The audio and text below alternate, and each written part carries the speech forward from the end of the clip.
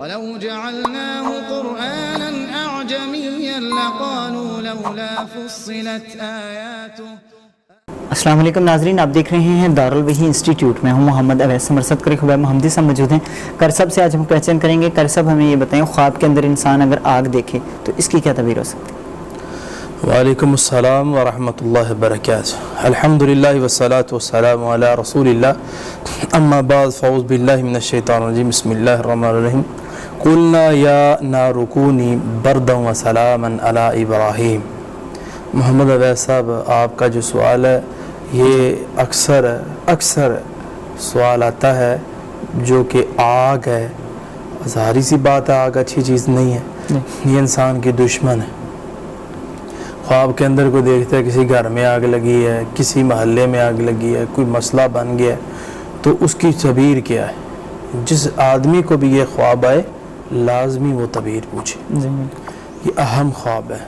تو اس لیے اس کی تعبیر یہ ہے کہ کسی نے اس کو، کسی بندے کو جو خواب دیکھ رہا ہے اس کو کسی نے خواب کے اندر آگ میں گرا دیا ہے، یعنی میں خواب میں دیکھ رہا ہوں مجھے کسی نے آگ میں پھینک دیا، تو اس کی تعبیر یہ ہے۔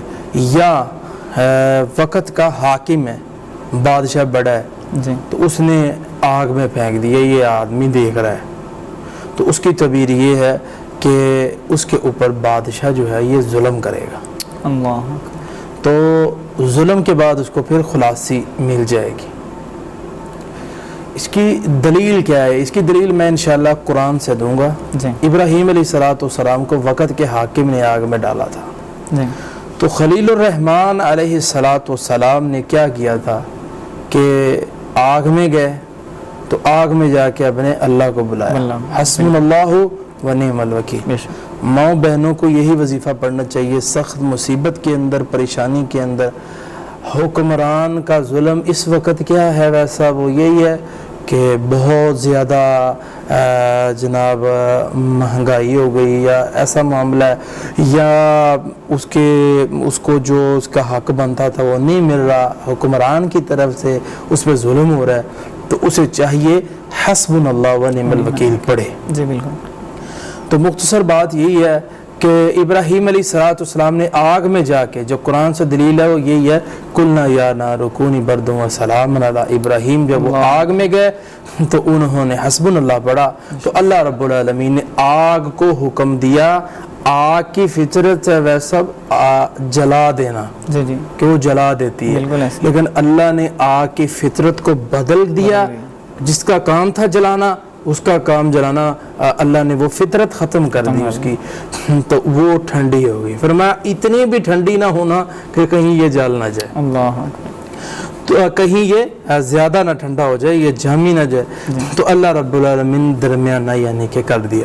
اور اسی طرح کرمانی رحمۃ اللہ علیہ نے فرمایا، وہ شولے آگ کے آدمی دیکھتا ہے میں ڈال رہا ہوں، تو اس کی تعبیر یہ ہے کہ وہ لوگوں کے درمیان دشمنی ڈالے گا۔ خواب میں دیکھتا ہے شولے ڈالتا ہے، پھینکتا ہے، وہ لوگوں کے درمیان میں دشمنیاں ڈالتا پھرے گا۔ اسی طرح اشعث رحمۃ اللہ علیہ فرماتے ہیں، آسمانوں سے آگ آئی ہے، وہ خواب میں دیکھ رہا ہے کہ آگ بہت بڑی نیچے آئی ہے، سامنے اس کے کھانا پڑا تھا، کھانے کو کھا گئی آگ، اللہ، تو اس کی تعبیر یہ ہے کہ اللہ نے اس کی عبادت کو قبول فرما لیا۔ اللہ، دلیل قرآن سے کیا بقربان یاکلہ النار، کہ پہلے وقتوں میں یہ ہوتا تھا کہ لوگ قربانیاں کرتے تھے، اب بھی عید الاضحیٰ آ رہی ہے، لوگوں نے قربانیاں کرنی ہیں، تو اللہ ہمیں بھی کرنے کی توفیق عطا فرمائے۔ اور مسکینوں کا، ویسا غریبوں کا عید پہ خیال نہیں رکھا جاتا، تو عیدوں پر میں خاص کہوں گا یہ بات اپنے ناظرین کو کہ عید پر خصوصاً غریبوں کا، یتیموں، اور اس وقت بہت مہنگائی ہے، جانور بڑا مہنگا ہے، اور جو بھی مخیر حضرات ہیں وہ جانور خریدتے ہیں، تو انہیں چاہیے کہ وہ غربا کے اندر لازمی ان کا حصہ دیں، انہیں بانٹ دیں۔ تو اسی طرح جو یہ دیکھتا ہے کہ میرے سامنے، یہ پرانے وقت کے اندر اس طرح ہوتا تھا کہ گوشت وہ قربانی کرتے تھے، رکھ دیتے تھے میدان کے اندر، آگ آتی تھی کھا جاتے، جس کے گوشت کو آگ نہیں کھاتی تھی اس کی عبادت قبول نہیں۔ ولو جعلناه قرآنا أعجميا لقالوا لولا فصلت آياته